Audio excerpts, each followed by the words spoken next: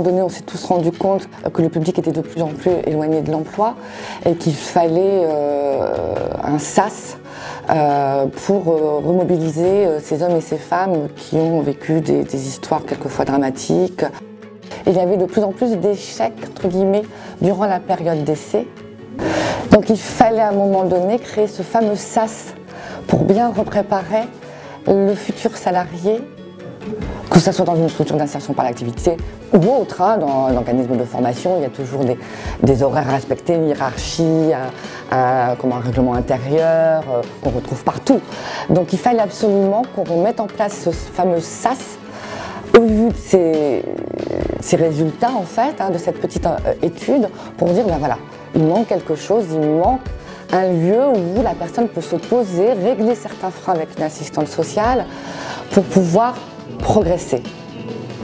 Donc on est sur la remobilisation, redonner confiance à l'entreprise. Je pense que c'est ça le plus important parce que quelquefois ils ont été déçus. Donc des entretiens réguliers, des visites d'entreprise, des découvertes de nouveaux métiers qui sont en tension, donc des métiers qui ont du mal à recruter. Et surtout, après bien sûr, soit la mise à l'emploi, soit une entrée en formation qualifiante. Au tout démarrage de l'action, il a fallu aller en repérage dans les cages d'escalier, dans les centres commerciaux, dans les parcs, pour pouvoir, je dirais, rencontrer des jeunes, pour pouvoir les amener à intégrer le dispositif Paris Jeunes. Si, c'est quand même pas mal d'attention, je trouve. Je trouve que les coachs, ils sont vachement proches de nous, si vous voulez, et ils nous aident vraiment. Là, franchement, ça fait c'est la deuxième semaine en fait qu'on les côtoie et ils ont déjà beaucoup de solutions professionnelles pour nous à nous proposer en fait. Et je trouve que c'est ça le gros point fort de Paris Jeunes.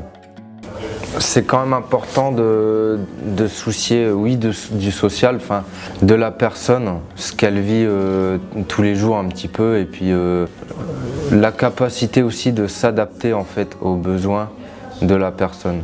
Je trouve que ça c'est quand même un plus aussi. Et par exemple, pour ma part, je suis véhiculé, mais il y a plusieurs personnes ici qui n'ont pas de voiture, qui se déplacent en transport en commun. Et je trouve qu'ils s'arrangent quand même assez bien pour trouver des emplois ou des formations à proximité du lieu de résidence de la personne. Je sais qu'ici, ils aimeraient bien que je continue dans ma branche. Par contre, moi, j'ai pas forcément pour objectif de rester dans le bâtiment. Je suis ouvert à tous les métiers qui existent, tant que ça me plaît et qu'il y a du débouché. Ils respectent ça et je sais que si je veux leur demander pour d'autres métiers, je sais qu'ils vont m'aider en fait. En les écoutant, on doit sentir ce qui n'a pas été dans leur parcours, dans leur chemin. Les fractures familiales, environnementales, scolaires, administratives. Et voilà, peut-être l'accueil passe par ça, passe aussi à comment tu vas, comment ça a été, qu'est-ce que tu as fait ce week-end. Ça passe par ces moments-là. Voilà, pour moi c'est ça l'accueil.